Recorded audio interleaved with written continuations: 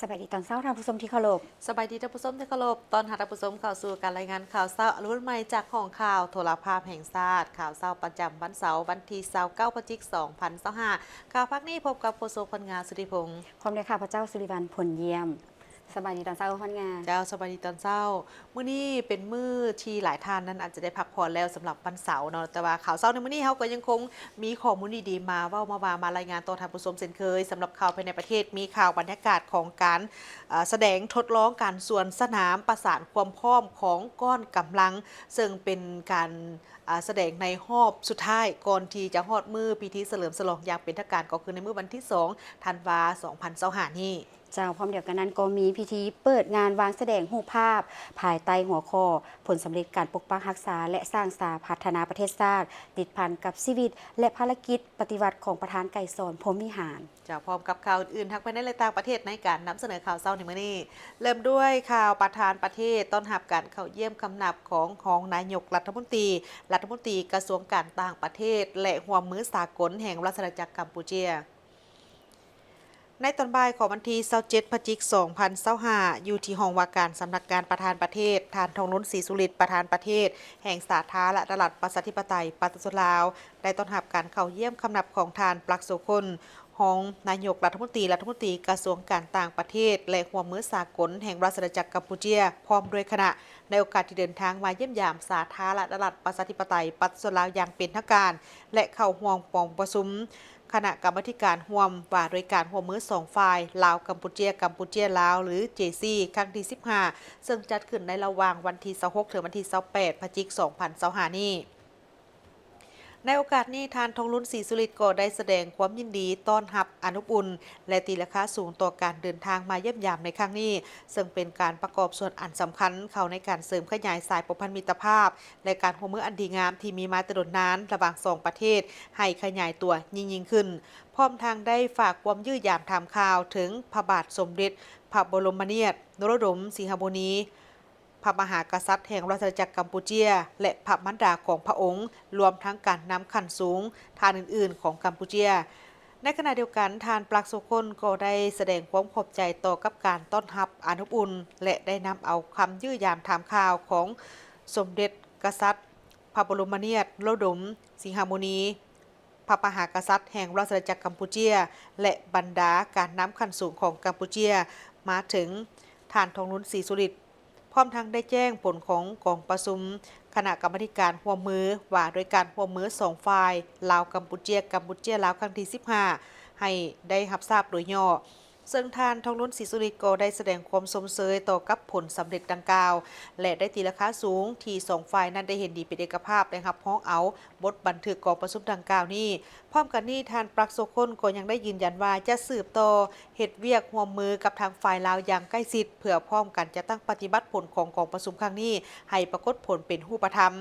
นอกจากนั้นทั้ง2ฝ่ายก็ยังได้มีการแลกเปลี่ยนความคิดเห็นเกี่ยวกับการพัวพันร่วมมือระหว่าง2ประเทศในด้านต่างๆตื่มอีกเช่นเวียกงานสายแดนด้านพลังงานไฟฟ้าการเสื่อมต่อเส้นทางคมนาคมด้านการค้าการท่องเที่ยวการลงทุนการศึกษาและกีฬารวมไปถึงเวียกงานด้านอื่นๆแน่ใส่ในการหัดแน่นและเสริมขยายสายพัวพันมิตรภาพและการร่วมมืออันดีงามก็คือการเป็นคู่ร่วมยุทธศาสตร์รอบด้านมั่นคงยาวนานระหว่าง2ประเทศลาวกัมพูชาให้นับมือนับแตกดอกออกผลยิ่งขึ้นในตอนเช้าวันที่28พฤศจิกายน2025ที่หอพิพิธภัณฑ์ไก่สอนพรหมวิหารได้มีพิธีเปิดงานวางแสดงรูปภาพภายใต้หัวข้อผลสำเร็จการปกปักรักษาและสร้างสาพัฒนาประเทศชาติติดพันกับชีวิตและภารกิจปฏิบัติของประธานไก่สอนพรหมวิหารอย่างเป็นทางการให้เกียรติเข้าร่วมเปิดและตัดแถบผ้าโดยสหายทองลุ้นศรีสุริตเลขาธิการใหญ่ประธานประเทศแห่งสาธารณรัฐประชาธิปไตยประชาชนลาวมีบรรดาสหายกรรมการกรมการเมืองส่วนกลางพรรคเลขาธิการส่วนกลางพรรคกรรมการส่วนกลางพรรคพร้อมด้วยสมาชิกพรรคพนักงานเข้าร่วมงานวางแสดงครั้งนี้จัดขึ้นเพื่อเฉลิมฉลอง3วันประวัติศาสตร์ที่ยิ่งใหญ่คือวันสร้างตั้งพรรคครบรอบ70ปีวันสถาปนาสาธารณรัฐประชาธิปไตยประชาชนลาวครบรอบ50ปีวันเกิดประธานไก่สอนพรหมวิหารครบรอบ105ปีตลอดระยะ50ปีผ่านมาประเทศชาติของพวกเขาได้ผ่านเส้นทางแห่งการพัฒนาที่เต็มไปด้วยการหันเปลี่ยนอันใหญ่หลวงแต่ในระยะ ภายใต้การนำพาของพรรคประชาชนปฏิวัติลาวโดยแมนประธานไกรสอนพรหมวิหารเป็นผู้นำหน้าและหุ้นสืบทอดแต่ละสหายจนถึงปัจจุบันโดยเฉพาะแนวทางการเปลี่ยนแปลงใหม่ซึ่งเห็นได้ประเทศพวกเฮาได้บรรลุผลสำเร็จที่น่าภาคภูมิใจในหลายขงเขตงานวางแสดงรูปภาพภายใต้หัวข้อผลสำเร็จการปกปักรักษาและสร้างสรรค์พัฒนาประเทศชาติติดพันกับชีวิตและภารกิจปฏิวัติของประธานไกรสอนพรหมวิหารประกอบมี2ภาคใหญ่คือภาคที่1ชีวิตและภารกิจปฏิวัติของประธานไกรสอนพรหมวิหารแต่ปี 1920 หาร 1992 ภาคที่2ผลสำเร็จของการปกปักรักษาและสร้างสรรค์พัฒนาประเทศชาติติดพันกับชีวิตและภารกิจปฏิวัติของประธานไกรสอนพรหมวิหารแต่ปี 1975 หาปี 2025 รวมมีรูปภาพเอกสารและวัตถุพันธ์ทั้งหมด 334 สิ้นที่นำมาวางแสดงในครั้งนี้จุดประสงค์หลักของงานแมนเพื่อนำเสนอผลสำเร็จอันใหญ่หลวงของการปกปักรักษาและพัฒนาประเทศชาติใน50 ปีผ่านมาภายใต้การนำพาของพรรคและยังเป็นการประกอบส่วนอันสำคัญอันหนึ่งเข้าในการศึกษาอมมูลเสื้ออันสง่างามของพรรคของชาติก็คือศึกษาหำเฮียนเอาแบบอย่างอันดีเด่นคุณสมบัติศีลธรรมปฏิวัติอันใสแจ้งของประธานไกรสอนพรหมวิหารผู้นำที่เคารพรักเป็นผู้นำหน้าพาทางและความเสียสละทั้งเหือแหงจิตใจและสติปัญญาพร้อมทั้งชีวิตอินทรีย์อันล้ำค่าของบรรดาสหายพนักงานสมาชิกพรรคในแต่ละระยะของการปฏิวัติเพื่อเสื้อสู้คันทุงชนะเลิศของพรรคความเจริญวัฒนาของประเทศชาติอันแสนหักและเพื่อความอยู่เย็นเป็นสุขของประชาชนทั้งหมดนั้นก็เพื่อเฮ็ดให้คนรุ่นหลังรุ่นหนุ่มได้ยึดมั่นอุดมการณ์ของพรรคสืบทอดมูลเสื้อของนักปฏิวัติรุ่นอาวุโสเดียวพาประเทศชาติก้าวขึ้นอย่างหนักแน่น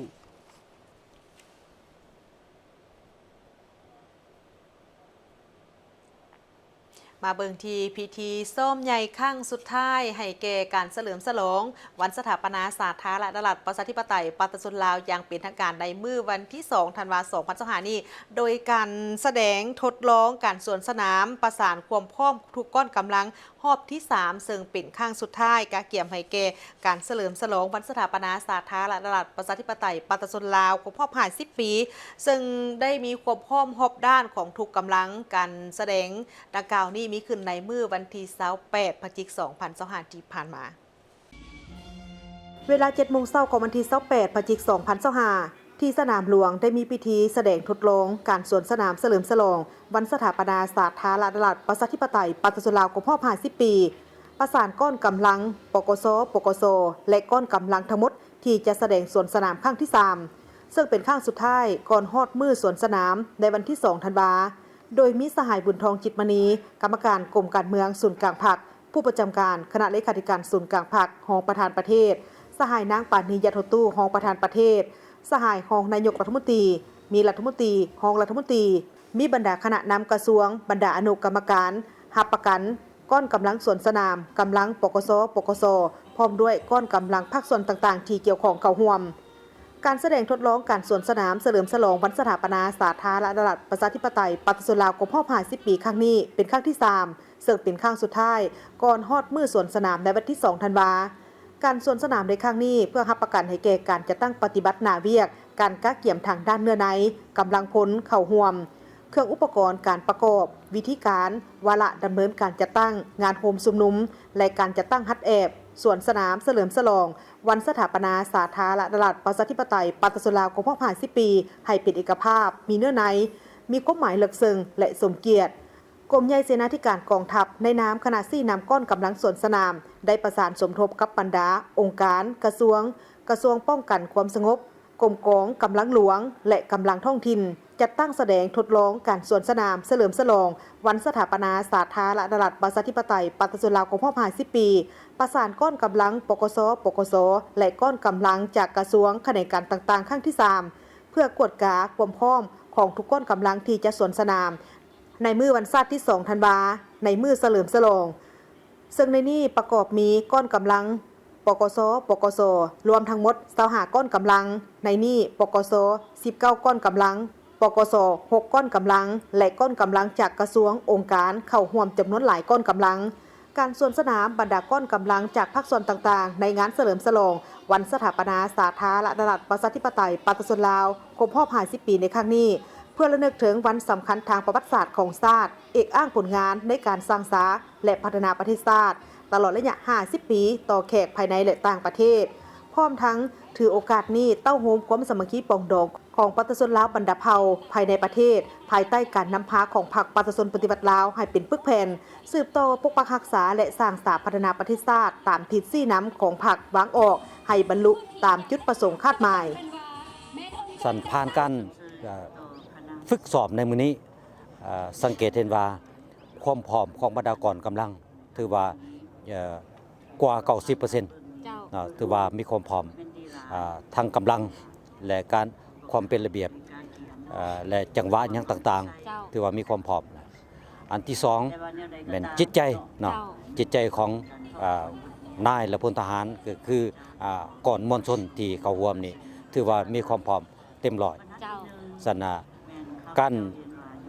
ที่จะได้ปรับปรุงก็สิมีบางจุดรายละเอียดจะได้แนะนำทางด้านวิชาการสนะเนื่องในโอกาสของการฝึกสอบในครั้งนี้พอก็ได้สังเกตเห็นว่าการนำภาครัฐมวลชนชาวนครหลวงวิจันทร์ก็ได้เข้ามาร่วมการชมเป็นจำนวนหลวงหลายคาดว่าอยู่ในมือเฉลิมฉลองเป็นทางการจะตั้งก่อนเดินขบวนในสวนสนามจะมีความพร้อมและมีความสวยงามภายหลังที่สำเร็จการแสดงทดลองบรรดาการนำและอนุกรรมการต่างๆก็ได้แสดงความสมเสยถึงความอดทนความพยายามของทุกสหายที่พยายามปรับปรุงบ่อนที่ยังคงค้างพร้อมทั้งเน้นนักให้บรรดาคณะรับผิดชอบแต่ละก้อนกำลังสืบต่อเอาใจใส่บางด้านที่เห็นว่ายังมีบางเวียกจำนวนหนึ่งที่ยังบ่ทันพร้อมเพียงเทื่อเพื่อเฮ็ดเอาใดเฮ็ดให้มีความเป็นเอกภาพและงดงามพร้อมทั้งรับประกันบ่ให้มีข้อผิดพลาดสามารถแสดงออกได้อย่างสมบูรณ์ในเมื่อเฉลิมฉลองแท้วันศาสตร์ที่ 2 ธันวาคม 2025ถือได้ว่าการสวนสนามเฉลิมฉลองวันสถาปนาสาธารณรัฐประชาธิปไตยประชาชนลาวครบรอบ50 ปีประสานก้อนกำลังปกส.ปกส.และก้อนกำลังทั้งหมดแม่นมีความพร้อมแล้วห้อยส่วนห้อย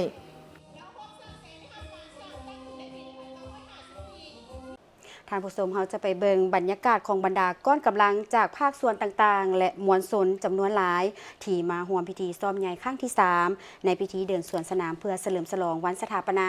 สาธารณรัฐประชาธิปไตยประชาชนลาวครบรอบ50 ปีอยู่ที่สนามหลวงนครหลวงเวียงจันทน์ตอนเช้าวันที่ 18 พฤศจิกายน 2025เป็นการซ้อมใหญ่ครั้งที่ 3ถือว่าเป็นซ้อมครั้งสุดท้ายในการเดินสวนสนามเฉลิมฉลองวันสถาปนาสาธารณรัฐประชาธิปไตยประชาชนลาวครบรอบ50 ปีซึ่งบรรดาก้อนกำลังและมวลชนแม้นได้เดินทางมาร่วมพิธีซ้อมและแต่ละภาคส่วนแม้นได้กักเกี่ยมกำลังเกี่ยมการซ้อมและการแสดงของตนเองเพื่อเฮ็ดให้การซ้อมครั้งนี้ได้รับผลสำเร็จตามระดับคาดหมายและมีความพร้อมในมื้อเฉลิมฉลองวันสถาปนาสาธารณรัฐประชาธิปไตยประชาชนลาวครบรอบ50 ปีในวันที่ 2 ธันวาคม 2025ที่จะมาถึงนี้ก็มีความมันดีใจภาคภูมิใจต่อภาครัฐที่มีนโยบายเฮ็ดเวียกงานตัวนี้ให้มีความสำคัญทางด้านประวัติศาสตร์เนาะที่ว่าตอนรับวันศาสตร์2 ธันวาคมครบ50 ปีนี้ถือว่าภาคภูมิใจแล้วก็ดีใจที่ว่าได้เข้าร่วมในงานในครั้งนี้เจ้าครั้งนี้ก็ถือว่าเป็นครั้งที่3เนาะเฉพาะซ้อมใหญ่อยู่ในเดือนธันวาคมนี้แต่ว่าพวกเราซ้อมเฉพาะกลุ่มกองของพวกเราแล้วแม่นก็หลายครั้งผ่านมาแล้วว่ามีความพร้อมกับปัจจุบันนี้ก็ถือว่าได้ 8-90% โดยเฉพาะกลุ่มก้อนกำลังกลุ่มแขนของพวกเราเจ้าก็ขอเชิญชวนเนาะโดยเฉพาะที่ 2 ธันวาคมนี้ก็ขอเชิญชวนมวลชนหรือว่าก้อนกำลังต่างๆให้ความพร้อมเนาะแล้วก็เข้าร่วมเฉลิมฉลองใหญ่นั่นแหละเจ้าซึ่งจะเข้าพิธีซ้อมใหญ่บรรดาก้อนกำลังจากภาคส่วนต่างๆก็ได้กะเกี่ยมก้อนกำลังของตนอย่างเป็นระเบียบเรียบร้อยตามจุดที่คณะกรรมการได้กำหนดไว้ให้ซึ่งหนึ่งในนั้นก็คือก้อนกำลังจากศูนย์กลางสหพันธ์มิตรหญิงลาวและก้อนกำลังอื่นๆก็มีความพร้อมในการซ้อมใหญ่ครั้งที่ 3นี้ข้าพเจ้าเองก็รู้สึกเป็นเกียรติและภาคภูมิใจอย่างยิ่งที่ได้เข้าร่วมกันซ้อมใหญ่เพื่อต้อนรับ วันชาติที่2ธันวาก็คือวันสถาปนาสปป.ลาวครบรอบ50 ปีมีความรู้สึกภาคภูมิใจและดีใจที่สุดที่ได้เป็นเกียรติอย่างยิ่งที่ได้เข้าร่วมสำหรับก้อนมวลชนของพวกข้าพเจ้านี่แม่นทั้งหมดมันมี21ภาคส่วนเนาะที่จะเข้าร่วมแม่นพวกเฮาก็จะแม่นได้มาร่วมด้วยความเบิกบานมันซึ่งละอย่างเต็มที่สำหรับในวันชาติที่2ธันวาพระเจ้าก็ขออวยพรให้ทุกก้อนเนาะที่เข้าร่วมจงมีสุขภาพเข้มแข็งพร้อมกันมาอวยพรวันมาเฉลิมฉลองวันชาติที่2ธันวาของพวกเราให้มีความเบิกบานมวลซื่นสมกับว่า50 ปี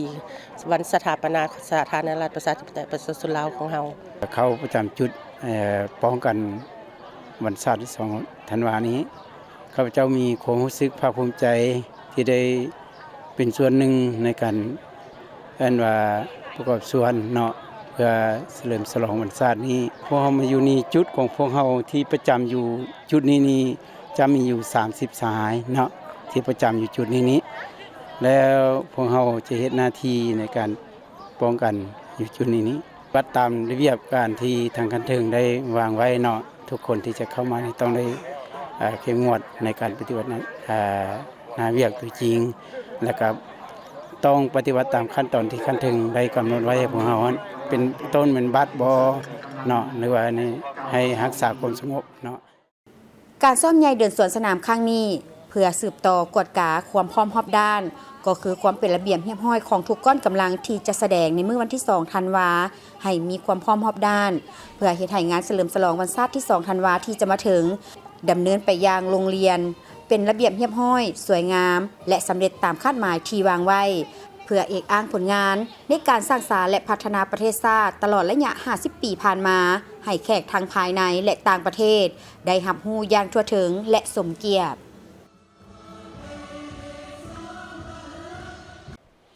คณะโฆษณาภมศูนย์กลางผักได้จัดพิธีประดับเปลี่ยนกาละนึก50 ปีเนื่องในโอกาสวันสถาปนาสาธารณรัฐประชาธิปไตยประชาชนลาวครบรอบ50 ปีการประดับเปลี่ยนในครั้งนี้มีการประดับเปลี่ยนให้แก่บรรดาพนักงานรัฐกรประจำการและบำนาญพิธีดังกล่าวได้จัดขึ้นในวันที่28พฤศจิกายน2025ที่คณะโฆษณาภมศูนย์กลางผักให้เกียรติเข้าร่วมของสหายคำพันธ์เผยยวงศ์คณะเลขาธิการศูนย์กลางผักหัวหน้าคณะโฆษณาภมศูนย์กลางผักมีของคณะโฆษณาภมศูนย์กลางผักคณะกรมพร้อมด้วยพนักงานลักแหล่งและพนักงานบำนาญเข้าร่วมสหายลาวเปาส่งนาวงไซกรรมการศูนย์กลางผักของหัวหน้าคณะโฆษณาภมศูนย์กลางผักได้ขึ้นผ่านรัฐดำรัสประธานประเทศฉบับเลขที่269/ปปทลงวันที่20พฤศจิกายน2025และผ่านใบมอบสิทธิ์ของนายกรัฐมนตรีฉบับเลขที่246/นยลงวันที่20พฤศจิกายน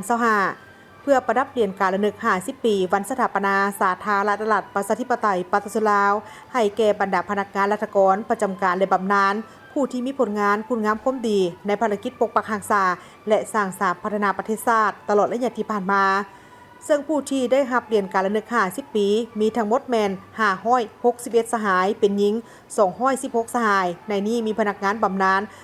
259สหายหญิง94สหายครับเจ้าในตลอดระยะเฮ็ดเวียก39 ปีในเวียกงานเป็นรัฐกรนี้มีความภาคภูมิใจต่อ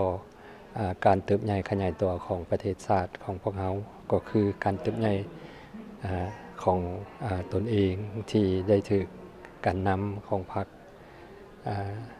ในแต่ละสมัยได้ก่อสร้างและก็รู้สึกว่าได้ประกอบส่วนอย่างตั้งหน้าเข้าในภารกิจปกปักรักษาและสร้างสรรค์ประเทศชาติให้ประเทศเราเจริญรุ่งเรืองซึ่งเป็นการประกอบส่วนอันน้อยอันนึงเข้าในภารกิจรวมของชาติเราข้าพเจ้ามีความภาคภูมิใจต่อการเติบใหญ่ขยายตัวของคนรุ่นใหม่ฉะนั้นภารกิจในการปกปักรักษาและสร้างสรรค์ประเทศชาติของพวกเราก็คือภารกิจเปลี่ยนแปลงใหม่ของชาติเรานี้จะแม่นพวกสืบทอดของพวกเขาซึ่งเป็นมือใหม่ที่มีความรู้ความสามารถและมีความพร้อมที่จะนำพาประเทศชาติของพวกเราก้าวขึ้นสู่ระยะใหม่แห่งความเจริญศรีวิไลและวัฒนาถาวรข้าพเจ้ามีความเชื่อมั่นอย่างนักแน่นต่อคนหุ้นสืบทอดภายใต้การนำพาของพรรคและของรัฐของพวกเรา ก่อนอื่นข้าพเจ้าขอขอบใจภาครัฐบาลที่เห็นผลงานมอบเหรียญกา50 ปีสปป.ลาวให้ข้าพเจ้าและก็ผู้ซึกภูมิใจในตัวเองที่ได้ประกอบส่วนเขาในการสร้างสรรค์พัฒนาประเทศชาติโดยเฉพาะทางด้านวิชาการเรียน50 ปีแต่ว่าเฮาเฮ็ดเวียกก็ได้37 ปีแล้วก็ผลงานเฮาก็น้อยๆที่ได้ประกอบส่วนแต่ว่าทางพรรครัฐบาลคันถึงเพิ่นก็ยังเห็นอันนี้ก็ดีใจที่สุดถือว่าเป็นมงคลชีวิตอันหนึ่งสำหรับตัวข้าพเจ้าในฐานะเป็นนักข่าวคือกันเป็นนักเขียนคือกันเดี๋ยวนี้ถึงว่าสิบำนาญแล้วก็ตามข้าพเจ้าก็ยังสืบต่อเขียนบทเขียนข่าวอยู่อันพิเศษจะเป็นคู่ฝึกข่าวและคิดว่าในอนาคตจะสืบต่อส่งความรู้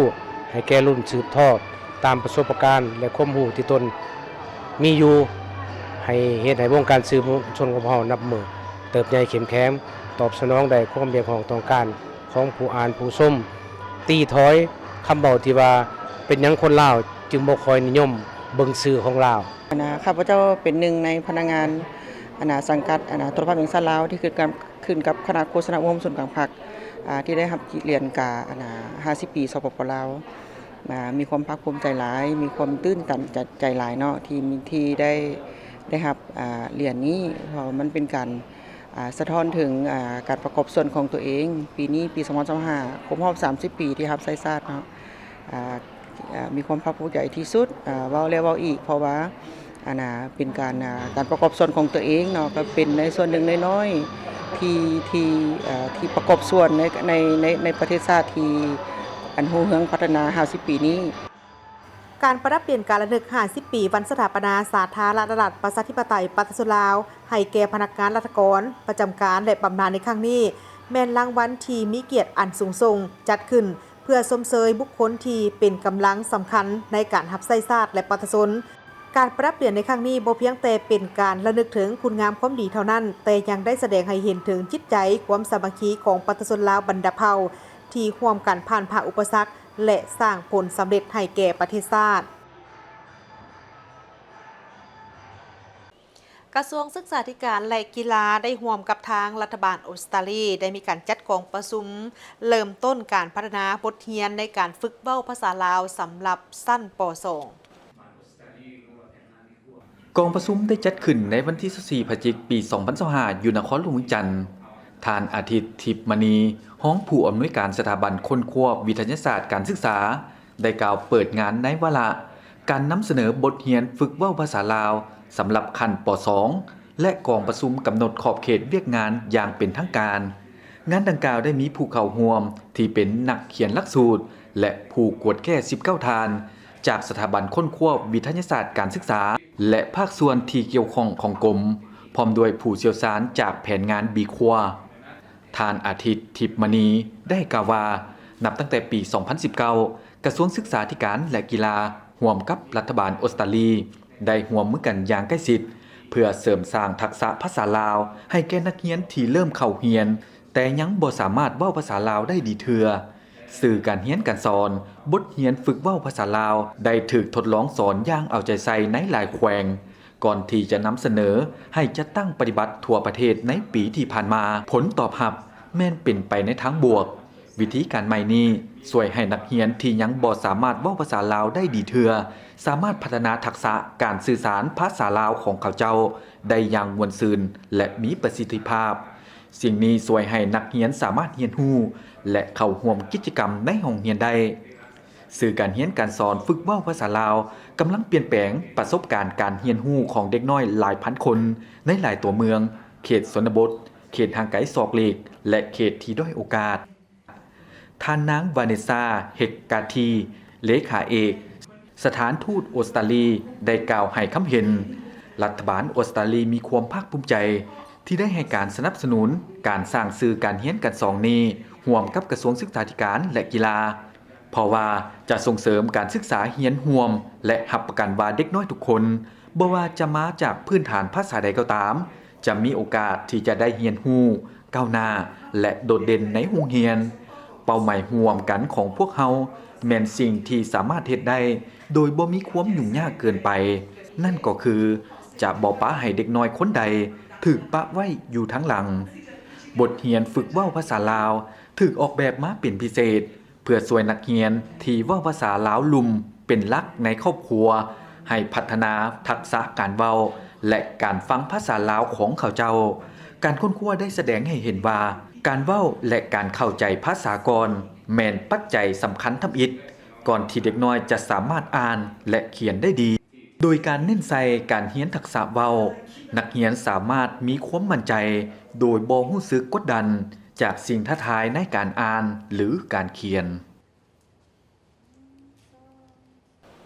สถานเอกอัครราชทูตอินเดียประจำสาธารณรัฐประชาธิปไตยประชาชนลาวได้เป็นเจ้าภาพจัดงานเทศกาลขีตามโหสถนานาชาติซึ่งได้จัดขึ้นอย่างยิ่งใหญ่ในปี 2025 นี้เพื่อเฉลิมฉลองวันอุบัติขึ้นของพระควัตรขีตาคัมภีร์ที่สำคัญของศาสนาพราหมณ์และฮินดูโดยการเข้าร่วมของพระอาจารย์ใหญ่ปริญญาเอกดำรงพิมพ์จักรคณะบริหารงานประจำการหัวหน้ากรรมาธิการการต่างประเทศองค์การพุทธศาสนาสัมพันธ์แห่งสาธารณรัฐประชาธิปไตยประชาชนลาวพร้อมด้วยคณะสงฆ์มีต่างหน้าจากศูนย์กลางแนวเล้าสังศาสตร์และชาวอินเดียที่อาศัยอยู่ลาวและแขกถึกเสริญเข้าร่วมท่านโรฮิตบัมบาห้องเอกอัครราชทูตอินเดียประจำลาวได้กล่าวว่าการเฉลิมฉลองดังกล่าวได้จัดขึ้นเพื่อระลึกถึงพระควัตรขีตาซึ่งเป็นงานบุญทั่วโลกให้แก่การสนทนาทางจิตวิญญาณอันลึกซึ้งที่สืบต่อเป็นแห่งบันดาลใจให้แก่ผู้ซอกหาสันติภาพความกลมเกลียวและการดำรงชีวิตที่ชอบธรรมเทศกาลนี้แม้นได้จัดขึ้นทุกๆปีที่กุรุเซตาประเทศอินเดียซึ่งจัดขึ้นอย่างยิ่งใหญ่เป็นงานบุญที่มีคนจากทุกชนชั้นคนมาร่วมกันเพื่อสัมมนางานวางแสดงการสวดมนต์การไหว้พระและโครงการทางด้านวัฒนธรรมท่านห้องเอกอัครราชทูตอินเดียยังได้กล่าวถึงความสำคัญของคำสอนของพระคัมภีร์คำแนะนำเกี่ยวกับการประพฤติปฏิบัติที่ถูกต้องและบทบาทเกี่ยวกับการส่งเสริมสันติภาพและความเป็นมิตรกันทั่วโลกจากนั้นพระอาจารย์ใหญ่ปริญญาเอกดำรงพิมพ์จักรได้กล่าวแสดงความยินดีต่อการจัดงานในครั้งนี้เพราะหมายถึงมิตรภาพและสายสัมพันธ์ทางด้านวัฒนธรรมลาวอินเดียที่ยาวนานและแน่นแฟนที่มีมาแต่ดนนานแล้วนั้นให้มีการนับมือนับขยายตัวยิ่งขึ้นพร้อมนี้พระอาจารย์ใหญ่ก็ได้กล่าวถึงความสำคัญของพระควัตรขีตาในการสอนหลักคำสอนที่เกี่ยวกับการกระทำดีชั่วและผลของการกระทำในชีวิตหลักคำสอนของพระพุทธศาสนาที่มีอยู่ในขุททกนิกายสุตตนิบาตว่าบุคคลบ่แม่นชั่วสามเพราะชาติกำเนิดและบ่แม่นผู้ประเสริฐเพราะชาติกำเนิด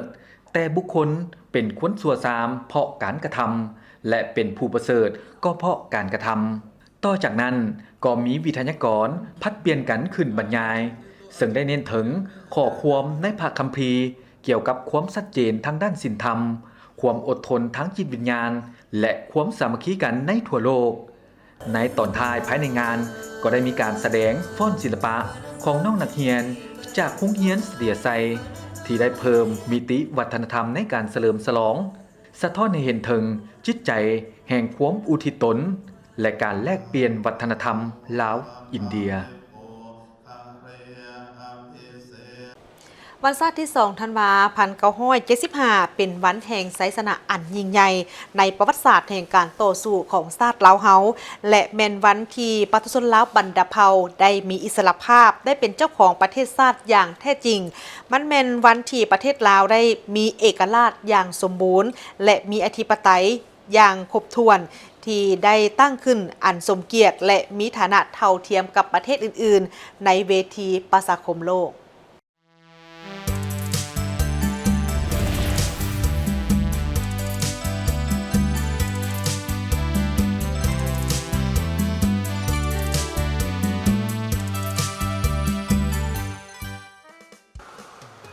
ท่านโกงใจซุ้มพ้นภักดีผู้อำนวยการรัฐวิสาหกิจโรงพิมพ์แห่งรัฐได้ให้สัมภาษณ์เนื่องในโอกาสของการก้าเกียมเฉลิมฉลองวันชาติที่2ธันวาคมที่จะมาถึงนี้โดยท่านได้ยกให้เห็นถึงมูลเสื้อและน้ำใจฮักชาติอันดุดดื่มของประชาชนลาวบรรดาเผ่า ที่ได้สามัคคีกันลุกฮือขึ้นต่อสู้อย่างพิราศอาถรรพ์โดยภายใต้การนำพาของพรรคปฏิสุทธิปฏิบัติลาวเฮ็ดให้ขบวนการต่อสู้ของปฏิสุทธิลาวได้รับไสชนะเป็นก้าวๆมาจนสามารถปลดปล่อยประเทศชาติได้อย่างสมบูรณ์และสถาปนาสาธารณรัฐประชาธิปไตยปฏิสุทธิลาวขึ้นอย่างสง่าผ่าเผยในวันที่ 2 ธันวาคม 1975 พร้อมนั้นก็ยังได้ยกให้เห็นถึงผลสำเร็จในการจัดตั้งปฏิบัติเวียกงานในระยะที่ผ่านมาซึ่งรัฐวิสาหกิจโรงพิมพ์แห่งรัฐได้ปฏิบัติพลาบทบาทสิทธิและหน้าที่ของตนสำเร็จตามเป้าหมายโดยภายใต้การนำพาซี่นำของพรรคปฏิสุทธิปฏิบัติลาวเฮ็ดให้การดำเนินธุรกิจมีการเติบใหญ่ขยายตัวอย่างต่อเนื่องในระยะแต่เดือนมังกรหาเดือนกันยายน 2025รัฐวิสาหกิจโรงพิมพ์แห่งรัฐสามารถจัดพิมพ์ได้236ล้านกว่าหน้าสร้างรายรับได้เกือบ30ตื้อแผ่นผลิตในปี 2025 แม่น309ล้าน405แสนกว่าหน้าแผ่นเงินแม่น25.6 ตื้อกว่ากีบมอบพัฒนาให้รัฐบาลปฏิบัติได้ 1.4 ตื้อกว่ากีบแผนการปี 2025 แม่น 1.8 ตื้อกว่ากีบหลักๆแม่นซุ้มใส่การผลิตเนาะคือพวกเฮาสามารถปฏิบัติผลิตหนา13-19ได้110ล้านกว่าหนาเนาะคือว่าอะไรเทียบใส่แผนการก็แม่นบรรลุได้ฮอด142กว่าเปอร์เซ็นต์และบาดนี้สร้างรายรับได้นี้ก็แม่นมาฮอดปัจจุบันเนาะแม่นพวกเฮาได้12ล้านกว่าตื้อแหละเนาะถ้าว่าเทียบใส่แผนการก็แม่นบรรลุได้ฮอด192%เนาะแล้วก็มอบพันธะต่างๆเนาะแต่ระยะเดือนฮอดแต่เดือนมาฮอดปัจจุบันนี่ก็ตื้อกว่าเนาะก็คิดเป็นเปอร์เซ็นต์ก็แม่น198%ที่พวกเฮาได้มอบพันธะให้รัฐนอกจากนั้นพวกเฮาก็ได้ประกอบส่วนอุปถัมภ์สังคมต่างๆเนาะก็สิ่งพิมพ์ต่างๆเพราะว่าช่วงนี้ก็มีการเปิดกองประชุมของแต่ละภาคส่วนเนาะแต่พวกเฮาก็ได้อุปถัมภ์สังคมเนาะก็โดยเฉพาะลูกค้าของพวกเฮาและก็คิดเป็นเงินก็100กว่าล้านเนาะ156ล้านขีดรวมแล้วล่ะพวกเฮาก็ได้มีผลงานเนาะเพื่อต้อนรับวันดังกล่าวแต่ว่าเนื่องในโอกาสเนาะวันศาสตร์ที่2ธันวาคมที่จะมาบรรจุครบรอบในหมอนี้เป็นการครบรอบ50ปีของวันสันตั้งสาธารณรัฐประชาธิปไตยประชาชนลาวเนาะข้าพเจ้าก็บ่มีหยังขออวยพรเนาะโดยเฉพาะเป็นการนำภาครัฐของพวกเฮาเนาะจงมีสุขภาพเข้มแข็งเนาะมีความสุขเนาะเฮ็ดใดให้นำพาประเทศชาติของพวกเฮาก้าวขึ้นสังคมนิยมตามที่ว่าพวกเฮาได้ตั้งไว้หั่นเนาะอันนี้มันนึงแล้วก็นอกจากนั้นก็ขออวยพรบรรดาทั้งหมดเนาะพ่อแม่ประชาชนทหารตำรวจเนาะพนักงานราชการทั้งหมดจงมีสุขภาพเข้มแข็งแรงปฏิบัติหน้าที่ของตนที่ประเทศชาติได้มอบหมาย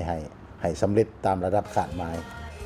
รัฐวิสาหกิจโรงพิมพ์แห่งรัฐสร้างตั้งขึ้นติดพันกับกระบวนการปฏิบัติต่อสู้ปลดปล่อยชาติซึ่งสืบทอดมาจากโรงพิมพ์แนวลาวอิสระ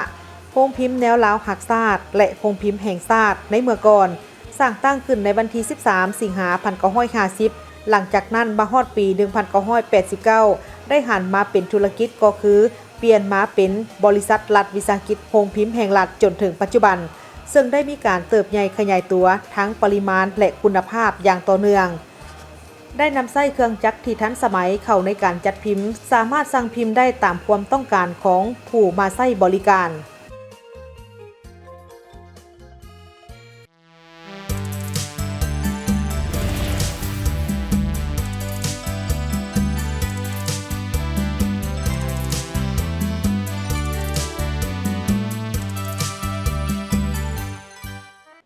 มาต่อด้วยแจ้งการของทางกรมกงสุลจากกระทรวงการต่างประเทศขอถือเป็นเกียรติแจ้งมายังบรรดาพ่อแม่ประชาชนพนักงานทหารตำรวจทราบว่าในระหว่างวันที่29 พฤศจิกายนถึงวันที่2 ธันวาคม 2025กรมกงสุลจะปรับปรุง ระบบฐานข้อมูลการออกหนังสือผ่านแดนฉะนั้นกรมกงสุลและบรรดาศูนย์รับคำห้องหนังสือผ่านแดนประจำต่างแขวงแม้นมีความจำเป็นต้องได้โจ๊กการให้บริการชั่วคราวเป็นเวลา1 วันราชการในวันที่1 ธันวาคม 2025และจะกลับมาเปิดให้บริการอีกครั้งในวันที่3 ธันวาคม 2025สำหรับการมารับหนังสือผ่านแดนในวันที่1 ธันวาคม 2025เป็นสามารถมารับได้ปกติดังนั้นจึงแจ้งมายังบรรณาธิการเพื่อรับทราบตามเอกสารดังกล่าวนี้ไปเบิงทีทางสถานการณ์ท้องถิ่นกองผู้ซุ้มใหญ่คณะพักหากฐานแผนกกสิกรรมและสิ่งแวดล้อมแขวงบริคำไซข้างที่1ในตลอดระยะ5 ปีผ่านมาทางคณะพักหากฐานได้เอาใจใส่นำภาษีนำและสุขโยบดาสหายคณะหน่วยพักสมาชิกพักพนักงานในความรับผิดชอบของตนประกอบส่วนจะต่างปฏิบัติแผนดำเนินงานให้สอดคล้องกับสภาพเงื่อนไขตัวจริงเล็งใส่6เป้าหมาย21เวียกจุดซุ่มเพื่อให้เวียกงานกสิกรรมและสิ่งแวดล้อมได้จะต่างปฏิบัติสำเร็จตามคาดหมายที่กำหนดไว้สุ่มใส่พัฒนากสิกรรมเขตทงเพียงปลูกข้าวพืชผักไม้ให้มากยางพารามันต้นสาลีและเลี้ยงสัตว์เลี้ยงปลาเขตผู้ดอยปกปักรักษาทรัพยากรธรรมชาติป่าไม้แหล่งน้ำและสิ่งแวดล้อม5 ปีผ่านมาคะแนนกสิกรรมขยายตัวเฉลี่ย5 กว่าส่วนหอยกวมเอา35ส่วนหอยของ GPP ทั่วแขวงซึ่งย้ำใดทางคณะพักหากฐานก็ได้ยึดมั่นและปฏิบัติหลักการรวมศูนย์ประชาธิปไตยอย่างเข้มงวดนำพาเป็นหมู่คณะเสียงส่วนน้อยขึ้นกับเสียงส่วนหลายทุกสหายขึ้นกับการจะตั้งมีการแบ่งงานแบ่งความรับผิดชอบให้แทดเหมาะกับความรู้ความสามารถติดแทดกับตัวจริงเพื่อส่งเสริมด้านดีหาวิธีแก้ไขข้อคงค้างเอาใจใส่ปรับปรุงการจะตั้งแต่ละขั้นให้มีความหนักแน่นทางด้านการเมืองมีแบบแผนวิธีเวียกวิธีนำพาที่ดีกองประชุมครั้งปฐมฤกษ์ได้ไปเอกสารการเลือกเอาสหายโพคำจันทสุขเป็นเลขาคณะพักหากฐานสหายอุทธรสิงหาดวงปัญญาเป็นรองเลขาสหายดาราพรผลสวัสดีเป็นประธานกวดกาสหายบุญเพ็งจันทวงศ์สุขเป็นรองประธานกวดกาสหายเวียงแก้วใส่พักดีสหายพันลอนแก้ววิเศษและสหายวิรพลสุรินทร์ภูมิเป็นคณะพักได้มีพิธีมอบรับสำหรับโครงการอนุรักษ์โบราณโฮงนางสีดาและการสร้างความเข้มแข็งให้แก่วิชาการมรดกโลกวัดภูจำปาสักสาธารณรัฐประชาธิปไตยปัตตานีลาวในพิธีทานนางเตละวันเกี่ยวพิรวันหัวหน้าแผนกวัฒนธรรมและการท่องเที่ยวแขวงจำปาสักได้กล่าวมีคำเห็นเชิงทานได้กล่าวว่าสถานบูฮานโฮงนางสีดาแม้นมีประวัติความเป็นมาทางด้านประวัติศาสตร์และวัฒนธรรมซึ่งถูกสร้างขึ้นในศตวรรษที่10ได้ถูกประละเป็นเวลาหลายร้อยปีมาฮอดปี 2001 วัดภูพร้อมด้วยพื้นที่วัฒนธรรมจำปาสักได้ถูกรับรองเข้าเป็นมรดกโลกจากองค์การยูเนสโกมาฮอดปี 2013 มูลนิธิวัฒนธรรมเกาหลีได้มีความสนใจอยากเฮ็ดการอนุรักษ์และฟื้นฟูสถานบูฮานดังกล่าวโดยการให้ทุนช่วยเหลือในการบูรณะซ่อมแปลงแม้นได้เริ่มจัดตั้งปฏิบัติมาแต่ปี 2013 หาปี 2025ตลอดระยะผ่านมาโครงการหัวมือลาวเกาหลีแม้นได้ศึกษาสำรวจเก็บกำข้อมูลให้แก่การบูรณะซ่อมแปลงโดยเฉพาะแม้นเห็นได้บรรดาหัวหน้ามูลนิธิวัฒนธรรมเกาหลีก็คือเซียวซานได้พยายามเอาใจใส่ใกล้ชิดด้วยการเข้ามาติดตามสุขอยู่ภาคสนามเป็นประจำและต่อเนื่องอันเฮ็ดให้การจัดตั้งปฏิบัติเวียกงานอยู่ภาคสนามเป็นไปได้ด้วยดีและมีความคืบหน้ามีการจัดตั้งปฏิบัติเวียกงานอยู่ภาคสนามแม้นได้มีการร่วมมือกันเป็นอย่างดีระหว่างฝ่ายเกาหลีกับการจัดตั้งภาครัฐขันท้องถิ่นฮอดขันกระทรวงจึงสำเร็จตามแผนที่วางไว้และจัดพิธีขึ้นเพื่อมอบรับโครงการหัวมือลาวเกาหลี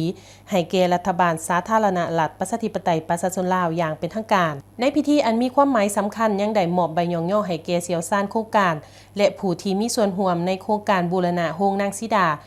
มีการเซ็นบทบันทึกมอบรับโครงการให้เกียรติลงนามเซ็นบทบันทึกของฐานนางเตละวันแก้วพิรวันหัวหน้าแผนกวัฒนธรรมและการท่องเที่ยวแขวงจำปาสักและฐานคียองลีประธานองค์การมรดกวัฒนธรรมเกาหลีให้เกียรติเป็นสักขีพยานของฐานนางดารานีพรหมวงศาห้องรัฐมนตรีกระทรวงวัฒนธรรมและการท่องเที่ยวพร้อมผู้แทนที่เข้าร่วมในตอนท้ายของพิธีก็มีการตัดเถบผ้าเพื่อเป็นนิมิตหมายที่ดีของการร่วมมือลาวเกาหลีที่มีผลสำเร็จในการบูรณะโฮงนางสีดาจากนั้นคณะผู้แทนก็ได้เที่ยวชมโฮงนางสีดาอีกด้วย สหพันธ์แม่หญิงแผนกสาธารณสุขแขวงเซกองเฉลิมฉลองและนึกวันสากลต้านความรุนแรงต่อแม่หญิงและเด็กน้อยในพิธีท่านนางหงคำเจริญพรรองประธานสหพันธ์แม่หญิงแผนกสาธารณสุขได้เล่าคืนมูลเสื้อวันสากลเพื่อลบล้างการใช้ความรุนแรงต่อแม่หญิงและเด็กน้อยซึ่งได้ยกให้เห็นถึงความสำคัญและประวัติความเป็นมาของการใช้ความรุนแรงต่อแม่หญิงซึ่งได้เกิดขึ้นในทุกเมื่อทุกเวลาในทุกสถานที่โดยบ่จำแนกชนชั้นวรรณะเชื้อชาติศาสนาวัฒนธรรมสังคมระดับการศึกษาสาเหตุและหากเหง้าของความรุนแรงต่อแม่หญิงแม่นความบ่สมดุลด้านอำนาจระหว่างหญิงชายโดยความรุนแรงมีหลายรูปแบบเป็นต้นความรุนแรงทางด้านจิตใจเช่นการดูหมิ่นเกียรติศักดิ์ศรีการปล่อยปละเลยความรุนแรงทางเพศการข่มขืนกระทำชำเราการล่วงละเมิดทางเพศและการขูดรีดทางด้านเศรษฐกิจการปฏิเสธบ่ให้แม่หญิงมีส่วนร่วมในการคุ้มครองเงินของครอบครัวบังคับให้แม่หญิงเป็นผู้สร้างรายรับเข้าเรือนเป็นต้นต่อด้วยเหตุนั้นองค์การจัดตั้งสากลจึงได้จัดตั้งการค้นคว้าเวียกงานแม่หญิงและกำหนดเอาวันที่25พฤศจิกายนเป็นวันสากลยุติความรุนแรงต่อแม่หญิงและเด็กน้อยจากนั้นท่านนางอาสพรแสงสุริวงศ์คณะบริหารงานสหพันธ์แม่หญิงแขวงประธานสหพันธ์แม่หญิงแผนกสาธารณสุขแขวงก็ได้ผ่านเอกสารอวยพรของท่านสนชัยศรีพันดรนายกรัฐมนตรีแห่งสาธารณรัฐประชาธิปไตยประชาชนลาวตื้มอีกได้มีการเปิดบั้นคัดเลือกบรรจุซับซ้อนพนักงานรัฐกรคู่ใหม่ของทางแขวงไซสมบูรณ์ประจำปี 2025ในพิธีได้รับฟังบทรายงานผลสำเร็จการคัดเลือกหาบบรรจุซับซ้อนรัฐกรคู่ใหม่ประจำปี 2025แขวงไซสมบูรณ์ได้รับแผนแบ่งปันตัวเลขโควตารัฐกรใหม่ทั้งหมด133ตัวเลขผ่านการคัดเลือกบรรจุซับซ้อนรัฐกรคู่ใหม่ประจำปี 2025ได้ค้นคว้าบรรจุครูอาสาสมัครทั้งหมด132คนหญิง64คนในนี้มีสั้นการศึกษาก่อนวัยเรียนมี19คนหญิง19คนสั้นประถมศึกษามี45คนหญิง24คนสั้นมัธยมศึกษามี68คนหญิง21คนพร้อมนี้ยังได้รับฟังคำแนะนำของรัฐมนตรีกระทรวงศึกษาธิการและกีฬาเกี่ยวกับการหาบและบรรจุซับซ้อนรัฐกรคู่ใหม่ประจำปี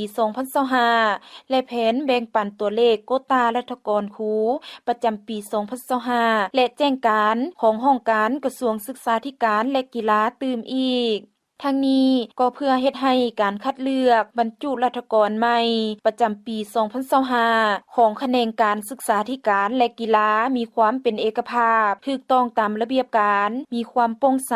หลีกเลี่ยงห่างเสียงของสังคมและสำเร็จผลตามเวลาที่ได้กำหนดไว้เน้นใส่ให้มีคุณภาพและสามารถเป็นบุคลากรที่มีความรู้ความสามารถขั้นพื้นฐานในการจะก้าวเข้าสู่การพัฒนาด้านวิชาชีพต่างๆประกอบส่วนเข้าในการพัฒนาประเทศชาติให้ได้รับการพัฒนาดีขึ้นรอบด้านโดยเกิดมาจากผู้ศิษย์สอนที่ดีเคียงคู่กันนี้จะต้องได้สืบต่อซอกหาทุกวิธีทางเพื่อเฮ็ดให้นักเรียนมีความรู้ความสามารถตามระดับขั้นเรียนและสุ่มใส่พัฒนาแบบยืนยงโดยกำหนดเอาตัวชี้วัดเพื่อพัฒนาเศรษฐกิจสังคมของแขวงไซสมบูรณ์ให้นับมือนับดีขึ้นเป็นก้าวไปทางเมืองขัวแขวงพงศลีประกาศหับฮ้องเป็นบ้านการก่อสร้างครอบครัวและบ้านวัฒนธรรมในพิธีผู้เข้าร่วมได้รับฟังการผ่านบทสรุปผลการจัดตั้งปฏิบัติเวียกงานก่อสร้างครอบครัวและบ้านวัฒนธรรมใหม่ประจำปี 2025และทิศทางแผนการปี 2026บ้านภูเวียงมี35หลังคามี49ครอบครัวมีพลเมืองรวมทั้งหมด222คนหญิง104คนบ้านภูเวียงเป็นบ้านหนึ่งที่เข้าใจต่อแนวทางเปลี่ยนแปลงใหม่ของพรรคลาดวางออกโดยเฉพาะป่าสนบรรณเผ่าภายในบ้านได้พร้อมกันจัดตั้งปฏิบัติ